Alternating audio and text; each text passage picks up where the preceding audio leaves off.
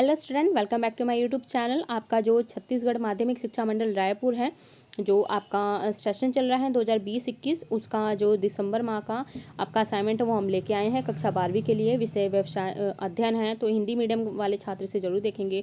और आपके बच्चों 12th क्लास के जो बाकी सब्जेक्ट हैं सबके असाइनमेंट हमारे चैनल पर अपलोड हो चुके हैं। आप जाएँ, विजिट करें, देखें। हर एक आपको असाइनमेंट को समझा के वहाँ कराया गया है, तो समझिए और करिए, क्योंकि ओनली नोट डाउन करने से आपका लॉस हो रहा है। क्योंकि लिखने के लिए आप किताबें उठा के उसे फटाफट आप लिख सकते हैं, लेकिन इसका कोई बेनिफिट नहीं है जब तक आपको वो चीज़ें समझ में नहीं आएंगी, क्योंकि बोर्ड एग्जाम आपको देने जाना है, ना कि जो अदर यूट्यूब चैनल्स जो आपको इस तरीके से वीडियोस करा रहे हैं कि पीछे बैकग्राउंड में म्यूजिक चल रहा है, आपको आंसर सीधे करा दिए गए। तो इसका कोई बेनिफिट नहीं है, आप अपना ही लॉस करेंगे। उस चीज़ को देख के आप अपना ही लॉस करेंगे। तो हमारे चैनल को सब्सक्राइब करें, लाइक करें और शेयर भी करें अपने दोस्तों के साथ, क्योंकि बोर्ड एग्जाम आपको देना है, किसी और को नहीं देना है। तो अच्छे से चीज़ों को समझ के आपको करना पड़ेगा। ओके, तो आइए करते हैं। हम आपका विषय है व्यवसाय अध्ययन, दिसंबर माह का असाइनमेंट है, हिंदी मीडियम के छात्र के लिए। और आपका इंग्लिश मीडियम का ऑलरेडी अपलोडेड है, तो जाके देख लें, अपलोड हो चुका है।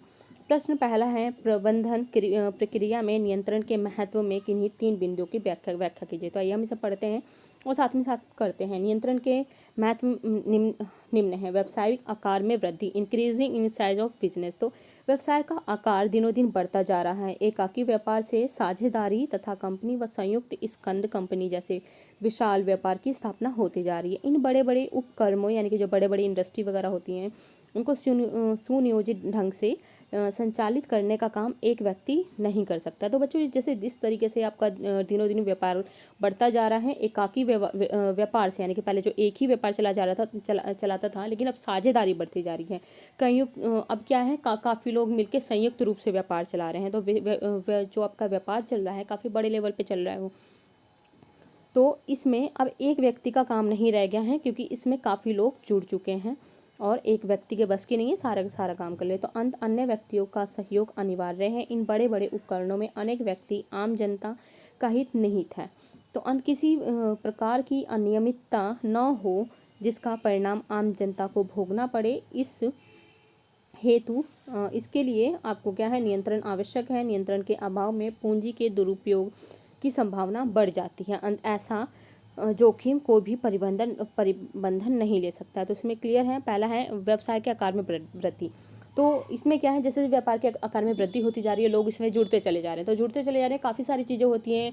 किसी भी माल को परचेज़ करना, मतलब कच्चा माल लेके आना, उसे तैयार करना, फिर उसे तैयार करने के बाद उसकी पैकेजिंग वगैरह होती है, फिर उसके प्राइस डिसाइड करना होता है, फिर उसे एक स्थान से दूसरे स्थान पर भेजना भी होता है। तो किसी एक पर्टिकुलर एक पर्सन के नहीं है, इसमें काफ़ी सारी चीज़ें जुड़ गई कि जहाँ से हम रॉ मटेरियल लेके आ रहे हैं, वो रॉ मटेरियल कहाँ से, कहीं हम एग्रीकल्चर या फार्मिंग वगैरह हो रही है वहाँ से लेके आ रहे हैं, या माइनिंग वगैरह है वहाँ से हम डायरेक्ट जो कच्चा माल है वो उठा रहे हैं। उठाने के बाद जो हम अपने कंपनी में लेके आ रहे हैं, तो बनाने के लिए उसके लिए वर्कर्स वगैरह भी चाहिए उसमें, फिर पैकेजिंग के लिए अलग चाहिए। उसके बाद उसी तैयार माल को जो हम मार्केट में उतारेंगे बेचने के लिए, तो उसे ले जाने के लिए कोई ना कोई हमें वाहन भी चाहिए होगा। तो ये कम्युनिकेशन इसके अंदर आ गया। कम्युनिकेशन में आपका इसमें क्योंकि हम किसी न किसी से कांटेक्ट करेंगे तभी हम वो चीज़ें पहुंचा सकते हैं। तो इसमें परिवहन, कम्युनिकेशन, ये सारी की सारी चीज़ें इसमें आ गई। इसमें जो आपका सेकंड है, कुशल कर्मचारियों के लिए अभी प्रेरणा, मोटिवेशन ऑफ एफिशिएंट एम्प्लॉय। कुशल कर्मचारियों नियंत्रण विधि का सदैव स्वागत करता है। तो कुशल कर्मचारी जो होते हैं इनका सदैव स्वागत करता है, क्योंकि इससे उसे और अच्छा कार्य करने का सुअवसर मिलता है और अपनी प्रगति का मार्ग खोजते रहता है। अच्छे कार्यों से प्रबंधकों द्वारा प्रशंसा भी की जाती है, जिससे कुशल कर्मचारी के कार्य के प्रति अभिप्रेरित होता है। साथ ही अकुशल व कामचोर कर्मचारियों की जानकारी नियंत्रण आसानी से ज्ञात की जा सकती है। इसके बाद जो आपका क्वेश्चन है, जोखिम में कमी। तो डिस्क्रीज इन रिस्क, समानता है व्यापार और जोखिम दोनों शब्दों को अलग अलग नहीं किया जा सकता, किंतु व्यापार की सीमाओं और बाधाओं को पूर्णतः नियंत्रण किया जा सकता है। ये दोनों एक दूसरे से जुड़े हैं, दोनों को अलग नहीं किया जा सकता है। व्यापारिक जोखिम में कमी लाने के लिए भी नियंत्रण का महत्वपूर्ण योगदान होता है। तो आइए हम देखते हैं नियोजन और नियंत्रण।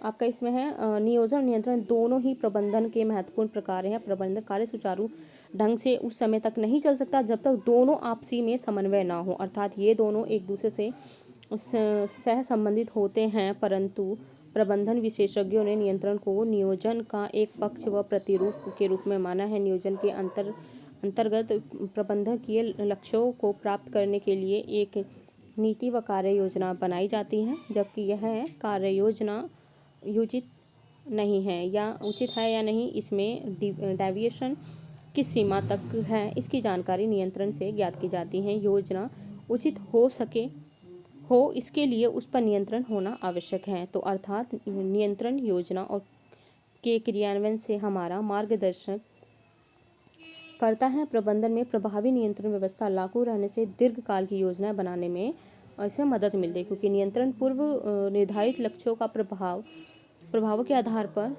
कार्य करने की प्रेरणा देता है। तो इसमें आगे जो आपका है नियंत्रण प्रक्रिया में निहित विभिन्न चरणों का वर्णन कीजिए। तो इसमें कुछ चरण हैं आपके। कार्य प्रमापों का निर्धारण। इस कार्य के प्रमापों का निर्धारण या प्रमापों की परिभाषा करना भी कहते हैं। प्रमाप का निर्धारण नियंत्रण प्रक्रिया का पहला कदम है। संस्था के समस्त व्यक्तियों के कार्यों का प्रमाप निश्चित हो जाने से यह ज्ञात हो जाता है कि किस व्यक्ति को कहाँ पर कितना, कब, किस प्रकार व कैसे कार्य करना है। एक निर्धारित समय में एक व्यक्ति से कितने व कैसे कार्य की आशा की जा सकती है। अपेक्षित परिणामों का निर्धारण ही प्रमाप निर्धारण कहलाता है। इसके बाद सेकंड पॉइंट ऐसे नोट कर लेंगे। इसके बाद आपकी कुछ ये पॉइंट्स हैं। थर्ड है, ये पॉइंट्स आप इसे नोट कर लेंगे, सारे के सारे पॉइंट्स हैं इसमें। और इसके फिफ्थ पॉइंट है। उसके बाद निर्देशन के कोई 5 महत्व आपको बताने हैं, तो आप इसे नोट कर सकते हैं। ये देखिए,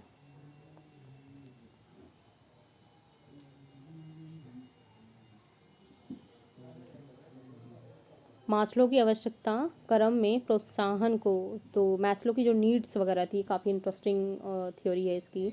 आवश्यकता प्राथमिकता सिद्धांत, Maslow needs priority theory. Maslow का सिद्धांत मानवीय आवश्यकताओं पर आधारित है। उनके विचार में मनुष्य जो भी व्यवहार करता है वह उसकी आवश्यकता द्वारा निर्धारित होता है। मैस्लो ने मनुष्य की आवश्यकता की जो है 5 श्रेणियाँ इन्होंने विभाजित की है। पहले हैं जो शारीरिक नीड होती हैं, तो शारीरिक नीड्स होती हैं, तो इसमें भोजन, कपड़ा, मकान आदि समस्या सम्मिलित हैं। सुरक्षा सेफ्टी नीड्स होती हैं, इसमें खतरे, धमकी, बीमारी, बेरोजगारी आते हैं। सामाजिक नीड्स में इसमें अपनत्व, स्वीकृति, स्नेह, मित्रता आदि आ जाती हैं।